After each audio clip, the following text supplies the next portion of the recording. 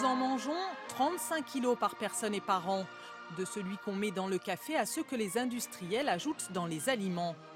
Depuis cette célèbre publicité des années 80, le classique sucre blanc a des concurrents. Comment choisir? Un nutritionniste nous accompagne au supermarché. Question de couleur d'abord, blanc ou roux?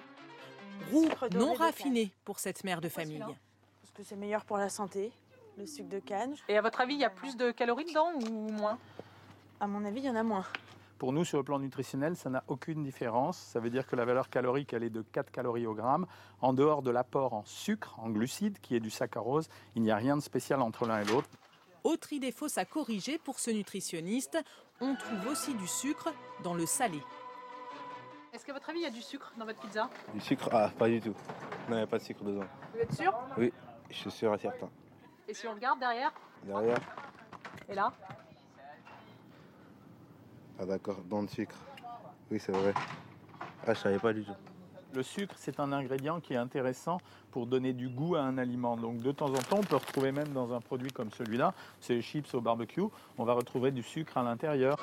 Alors ce sucre présent un peu partout, est-il mauvais pour la santé? Savoir doser, pas se priver de tout et puis pas exagérer, voilà, c'est simple. Pas question de s'en priver. Nous avons besoin de glucides, notre principale source d'énergie. Encore faut-il bien choisir. La consigne, c'est de limiter la consommation de sucre rapide pour privilégier la consommation de sucre lent, c'est-à-dire des produits céréaliers. Attention notamment aux boissons sucrées. L'objectif est de réduire d'un quart d'ici 2015 la proportion d'enfants qui en boivent plus d'un demi-verre par jour. Perrine Bonnet, bonjour. On vient de le voir, le sucre existe sous différentes formes. Comment faut-il faire pour s'y retrouver? Surtout, peut-on se fier aux étiquettes? Oui, mais vous allez voir, tout cela est très subtil. Par exemple, la mention allégée en sucre ou light est accordée au produit qui contient minimum 30% de sucre en moins que le produit de base. Ça reste donc des produits sucrés. La mention sans sucre, elle au moins est claire. Le produit ne contient pas de sucre du tout, mais méfiance car le poids du sucre est souvent remplacé par des graisses. Alors il vaut mieux privilégier la mention sans sucre ajouté. Il y a uniquement le sucre contenu naturellement dans la matière première. Exemple, une compote de pommes sans sucre ajouté ne contient que le sucre naturel de la pomme. Alors, il n'y a pas que le sucre dans la vie, hein, Perrine, il y a aussi les faux sucres.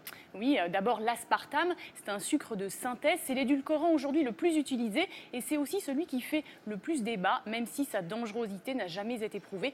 Mais le carton du moment, c'est la stevia. C'est une plante, donc on se dit que c'est plus naturel, sauf qu'on lui rajoute des additifs. Ce produit, par exemple, ne contient que 3% de stevia, de plantes pures. Le reste, ce sont bien des molécules artificielles. Alors pourquoi ne pas revenir à la sève d'arbre, comme le sirop d'érable, naturel, 2 fois moins calorique que le sucre ordinaire. Seul bémol, comme c'est bon et comme c'est liquide, on a tendance à arroser allègrement nos aliments, avec modération donc. Merci beaucoup.